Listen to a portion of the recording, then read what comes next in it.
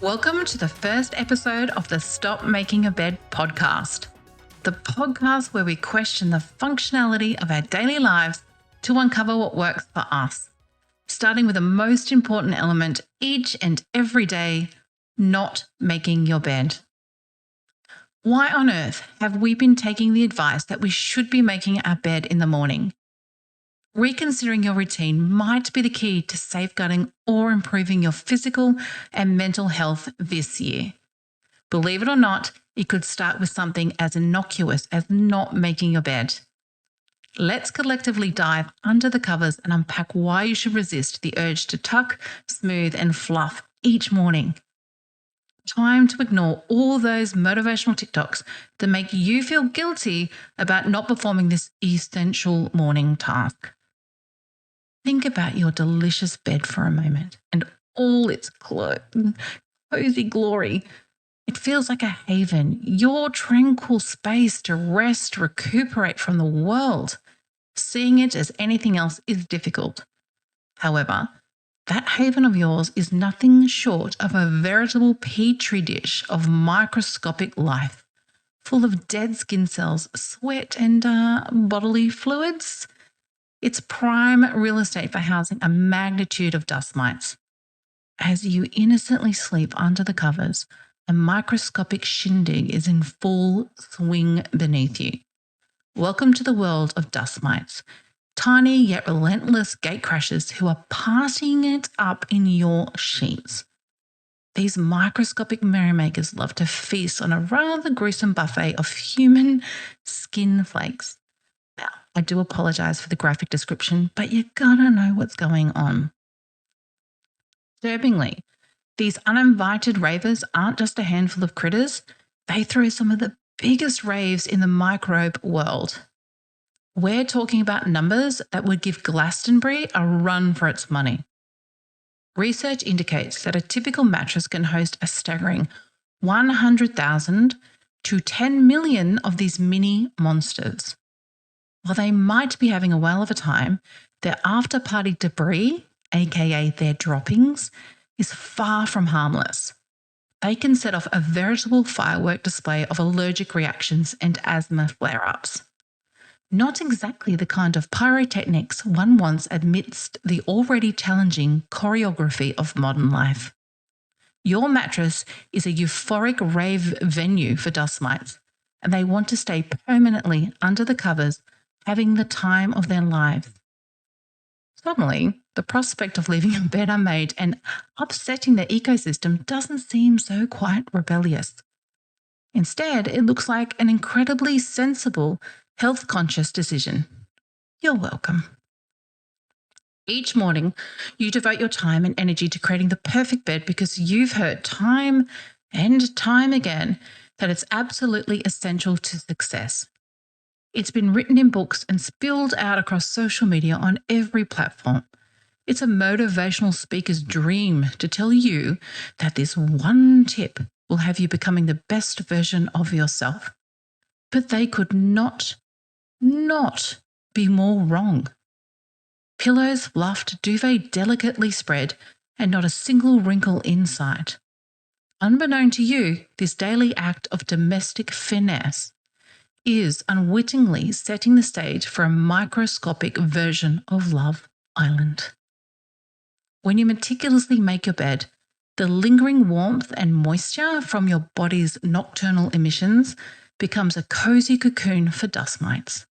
This creates a veritable club med for these minuscule, unwelcome guests, offering them the perfect conditions for a wild, mighty party. Conversely, an unmade bed disrupts their shenanigans. It disrupts the mite microclimate, leaving them dry, dehydrated, and, quite frankly, out of luck.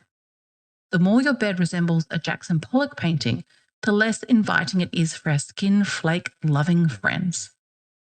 A neatly made bed is like a dust mite's dream holiday. An unmade bed is more like a school field trip. They cannot wait to get out of there. So instead of making a bed each morning, you should be focused on leaving it in its wonderfully chaotic state. If making a bed is not healthy, why are we being told differently? We slip on our historical spectacles and peek through the dusty archives of military history, it reveals a peculiar trend. The make your bed mandate was originally enforced within the regimented routines of the armed forces. A crisply made bed was considered the benchmark of discipline and orderliness, a visual testament to an individual's allegiance to the system. Introduced at a time when the military was a male-dominated organisation, the simplicity of making their single mattress cot in only a few minutes fit the job requirement. This task was fit for purpose. However, this task never stayed confined to the barracks. It strolled into the civilian world, making its way to the sanctuary of our bedrooms, and has never been fit for purpose for any of us outside of the military. Over the years, this benign practice has been delicately embroidered within gender roles.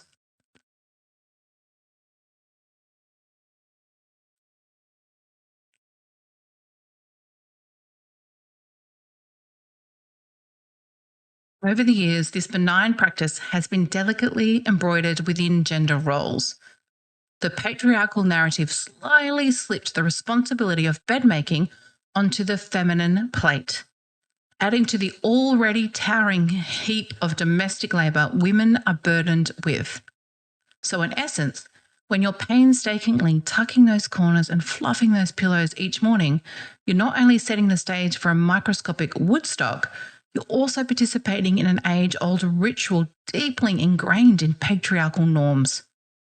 We're in an era where women are grappling with family life, pregnancy, health issues, managing menopause, perimenopause, work, family, aging parents, and the occasional existential crisis. The pressure to maintain a perfectly arranged bed seems like an unnecessary addition to the to-do list.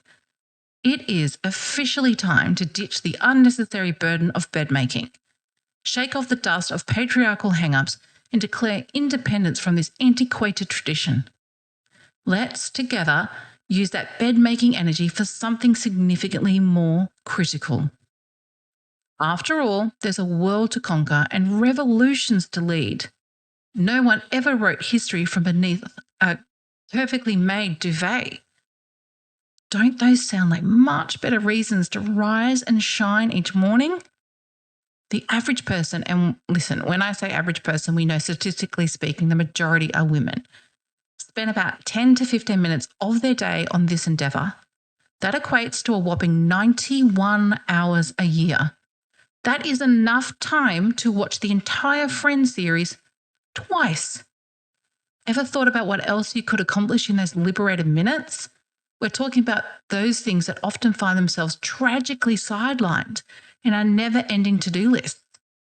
Maybe it's a rejuvenating morning yoga routine, or finally conquering that last chapter of that neglected novel that's been silently gathering dust on your bedside table. Perhaps it's simply taking the time to properly savour your morning cuppa instead of guzzling it down in record time.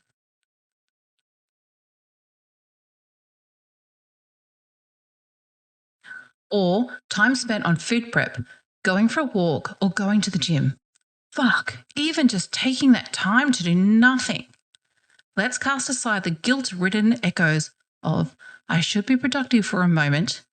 It's enough. Picture yourself languishing in that luxurious expanse of time that an unmade bed gifts you, no longer bound by the shackles of this unnecessary domestic task. You're now free to invest your mornings in pursuits that feed your soul, not the dust mites. Let's be real. Wouldn't you rather embrace the day armed with an extra dose of calm and a side of zen, rather than with the fleeting satisfaction of a perfectly made bed might give you? The morning light through the window beckons, promising a world far more enticing than a perfectly plumped bunch of pillows that no one is ever likely to see. Let's trade those needless minutes of bed making for moments that truly matter.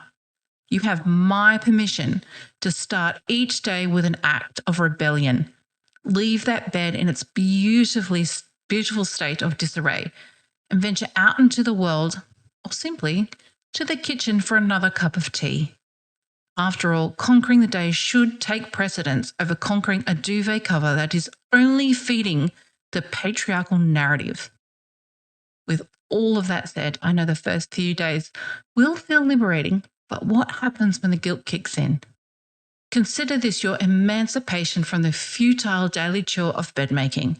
It is not laziness. Team, it is a well thought out strategy to enhance your physical and mental health.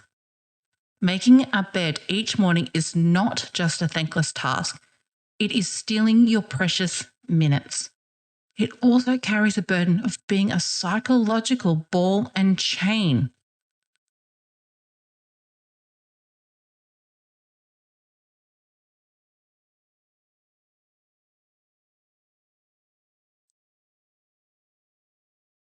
Freeing yourself from this duty can significantly decrease your stress levels, meaning you're all set to tackle the day on your terms, not terms established by the patriarchal narrative.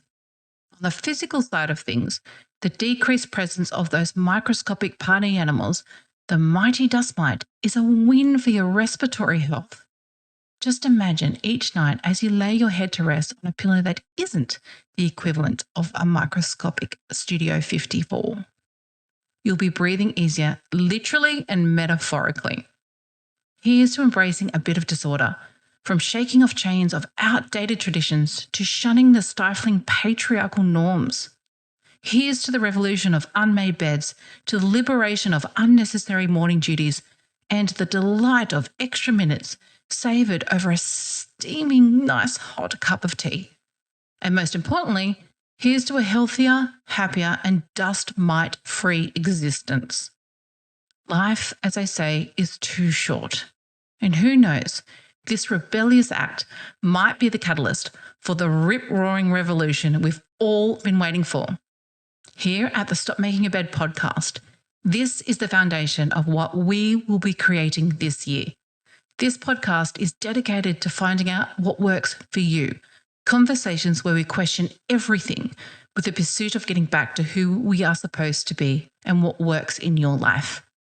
Listen to conversations with professionals where we discuss topics that will not only inform, educate, but take us all on an intellectual journey together. Be sure to follow the podcast on your platform of choice to ensure it appears in your feed as each episode drops.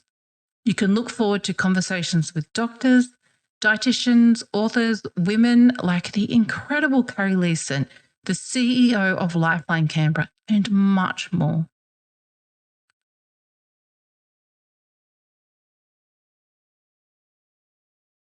Together, I promise we will challenge the status quo and create something like no other.